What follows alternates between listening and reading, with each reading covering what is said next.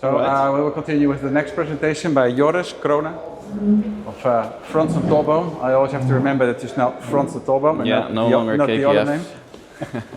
You're, well, I think everybody knows Franssen Tolboom, Advocaten in the Netherlands, the most important, most well-known law firm on gambling in the Netherlands. Thank you. And you're going to talk about the regulatory landscape and particularly about bonusing and promotional tools. And yeah, I think the previous speaker already briefly mentioned it, the gray area that's surrounding the bonuses and the promotional games of chance. So I thought it would be a great idea to just in 20 minutes dive a little deeper in bonuses, promotional games, and their effect on player protection, basically. Okay, very interesting. So, thank you. The floor is yours. Does it start? Yeah. Yeah, I was already briefly introduced, but my name is Joris. I've been with FTL, formerly known as KKF, for 5 years now.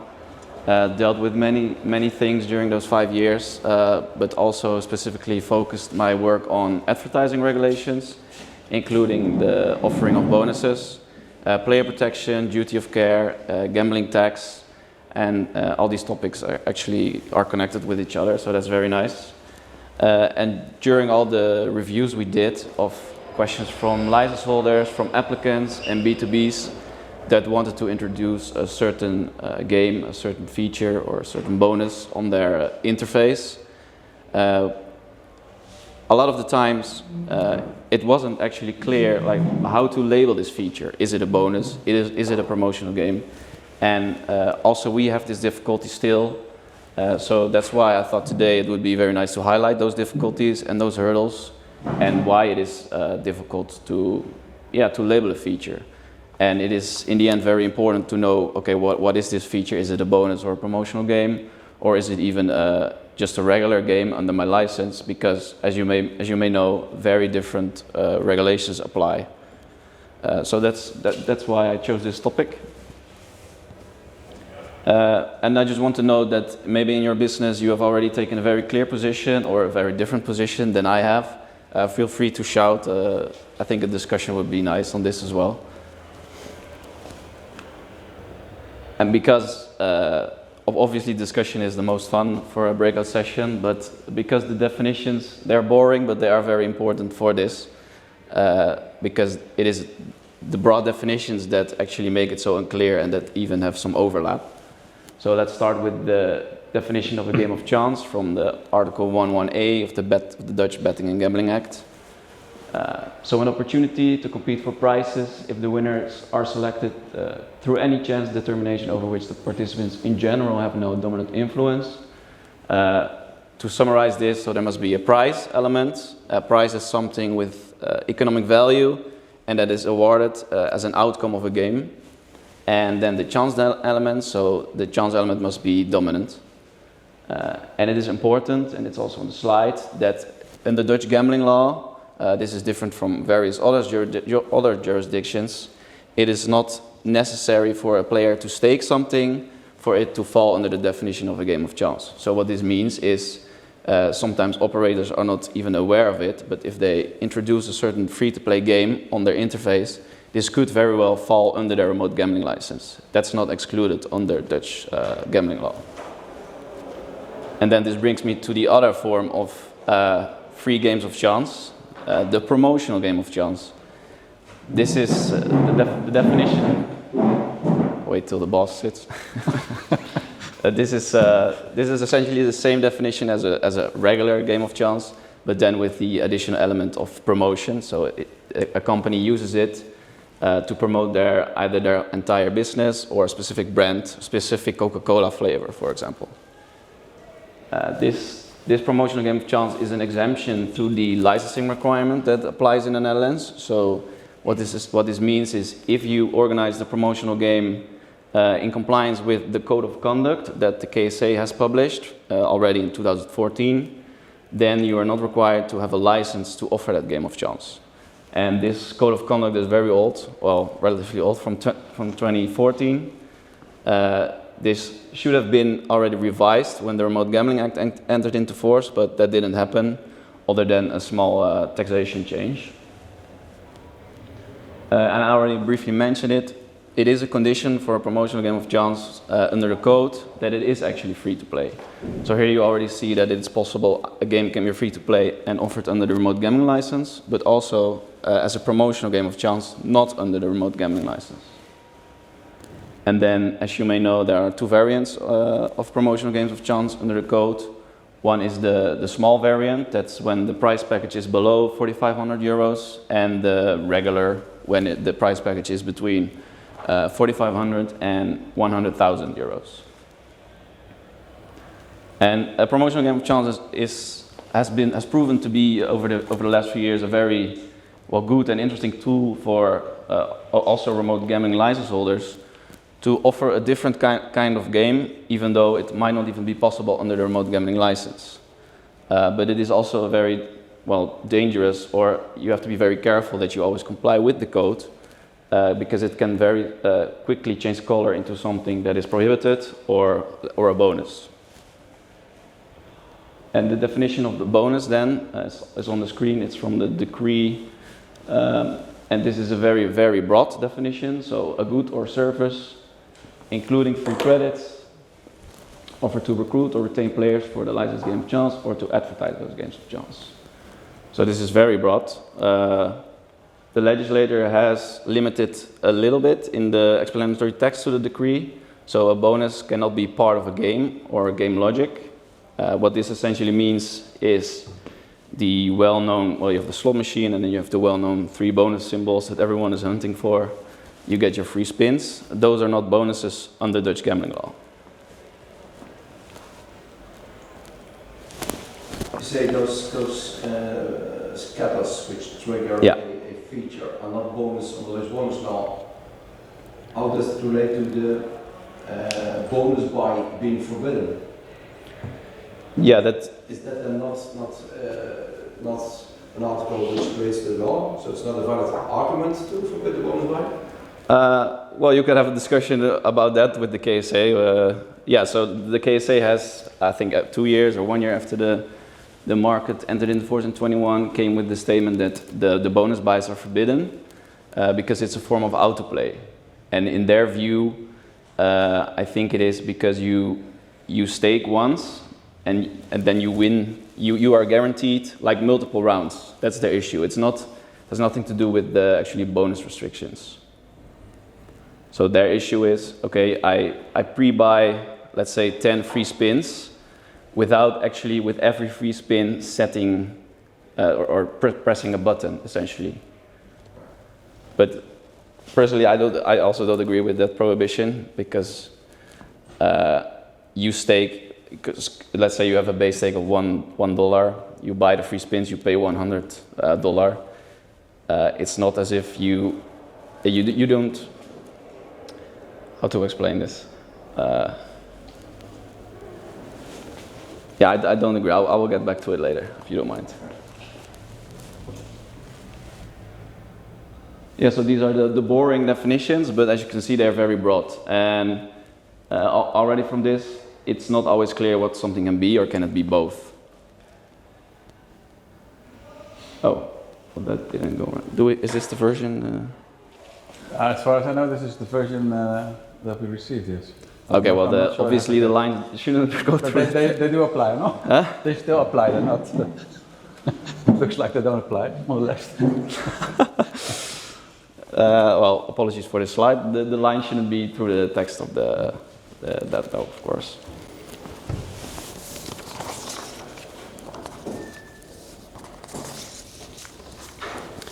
Yeah, so as I mentioned, it's sometimes very difficult to categorize a certain feature.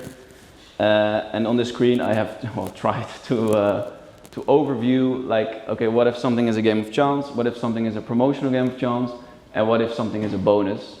And then I've set out the different requirements and whether they apply to those different features. So obviously, the first one, maybe everyone is familiar with this. A bonus is considered an advertising activity. What this means is that not only the specific bonus requirements apply, but also the general advertising regulations. So you have to exclude young adults, and you have to exclude all the remaining vulnerable groups of persons. And that's not the case if you, for example, offer a free-to-play game under your license, which is not promoted. Then there's no need to exclude the young adults. But the downside of having a game under your license is that there are various other requirements, such as certification requirements. If it uses an RNG, for example, the RNG needs to be certified. And it brings a whole lot of other CDB reporting requirements, like the walk_game or walk_bet.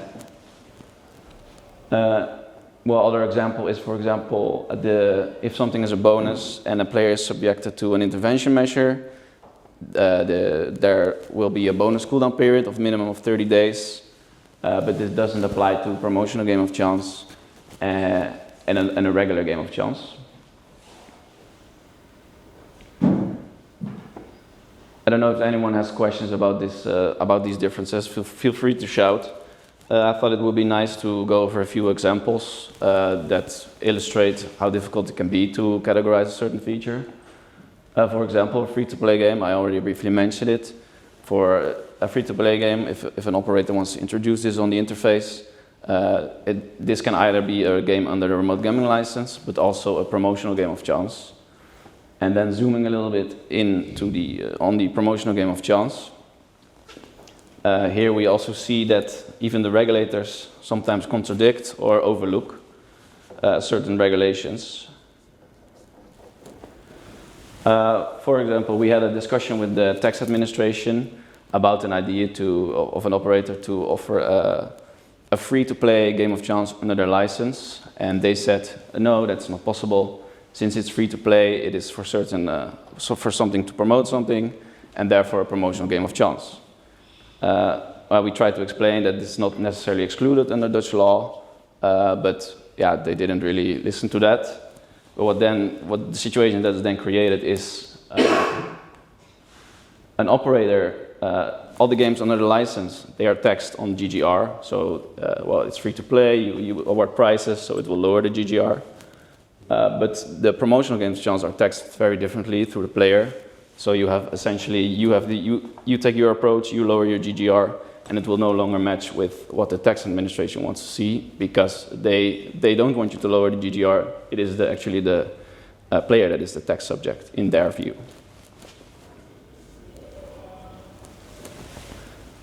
And if we then switch to the other regulator, so the KSA, as you may know, they are not really in favor of remote gambling operators offering promotional games of chance. They have said this many times, and they are looking for a way to prohibit this, basically. They must have thought that they had the tool in hand with the introduction of the ban on untargeted advertising. That decree says that a promotional game of chance is untargeted advertising and therefore prohibited, period. And then the KSA took this sentence from the legislator and put it on their website. But still, remote operators are very creative, and they have taken another statement that says that any advertising on the interface is targeted advertising.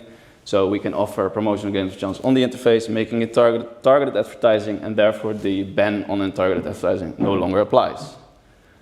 But then I think this is still overlooked. You have another prohibition in the decree, the remote gambling decree, that says that you cannot offer any other games than your licensed games of chance on the interface as a remote gambling operator. So I wonder how viable it is in the future to keep offering promotional games of chance, because there might already be steps to take for the regulator to ban such games. Because to go back to the definitions, a promotional game of chance is per definition unlicensed. So you could make an argument that they're not allowed on the interface as they don't fall under the licensed offer.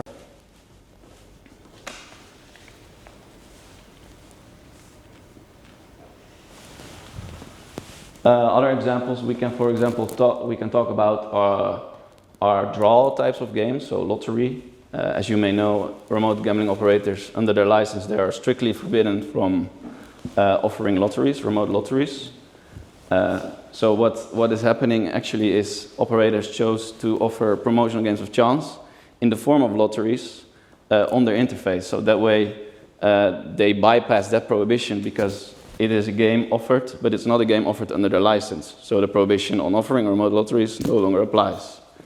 I think there's one nice example already from a couple of years ago, when Unibet had a promotion to win, I think it's like 5 million euro, and half of it you could win if the Netherlands national team would be world champion, then half of the 5 million would be divided among all the winners, and the other half, they would have a draw for it, and some lucky players would receive a lot of money. And the KSA didn't agree, because they said this is a prohibited game of chance, because it is a lottery. And the Unibet had to remove the draw mechanic, basically. But what we have also seen is the KSA not being able to enforce this prohibition with drawings that are 100k or less, because then they take the position, okay, this is a draw, it shouldn't be prohibited under license, but since it is a promotional game offered under the code, we cannot do anything about it, as this form is not prohibited under the code of conduct. So if you want to offer a draw mechanic, make sure to stay within the confines of the code. That's essentially what I'm saying. How am I on time? Oh, you're okay. It's about 5 minutes left. Okay. Then let's jump to the other example, an odd boost. So, can someone tell me when, for example, an odd boost is a bonus, and when is it just a better odds compared to your competitor? So where to draw the line, right? Because the KSA on their website, again, they say, well, it's a welcome bonus. We see increased odds as a form of it, as a part of it. But in practice, you can see a lot of operators just offering better odds on a certain match, and there is no opt-in. And yeah, I'm saying, what is there? Nothing is stopping them, because it is just a better odd compared to their competitors. Yeah, maybe someone has an opinion of this? The evaluation of the Gambling Act, they say that it's a reduction of the stake actually received by the operator, and therefore not a bonus. Okay. But what's funny to me is that you can't relate that to any other aspect of the gambling law or decrees or regulations. So where they can get that from, I don't know. I thought it was remarkable. Yeah, well, a good point. Yeah, so that's also what we're struggling with. Is there are so many types of odd boosts, but it is impossible to essentially draw a line. Okay, when does something switch from just being a better odd part of the game, making the price higher, to switching to a bonus? Because if that happens, well, then you have to exclude young adults. Then you need to have an opt-in. Different CDB reporting requirements apply. So this is really something that our clients, but also myself, we are struggling with. And I think this has to do with the very broad definitions that a bonus has, a game of chance has, and the lack of clarity. Yes?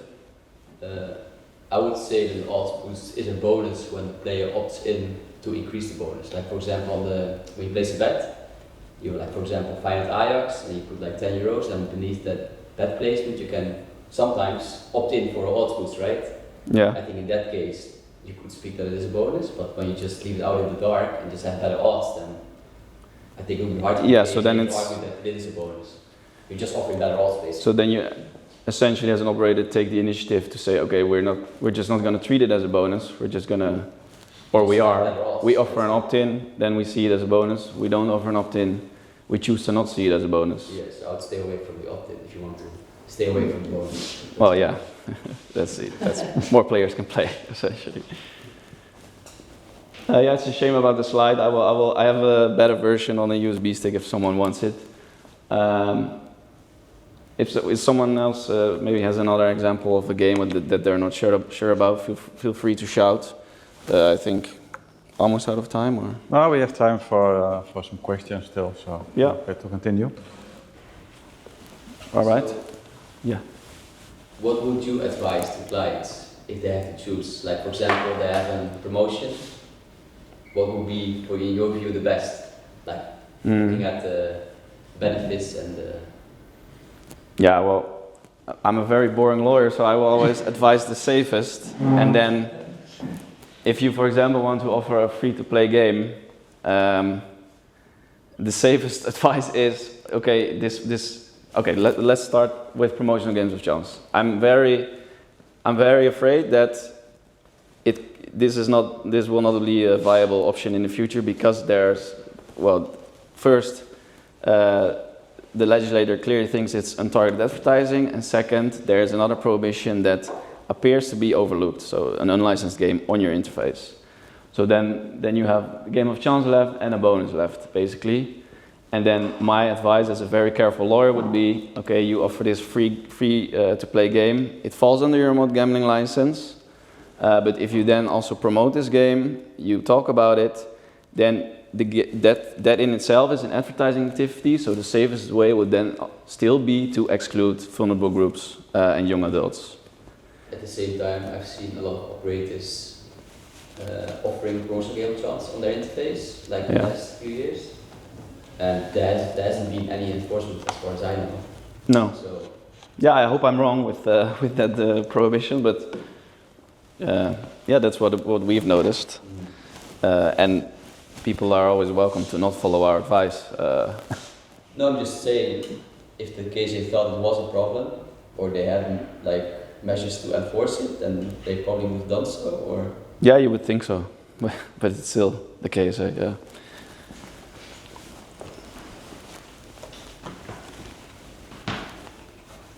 Any other questions?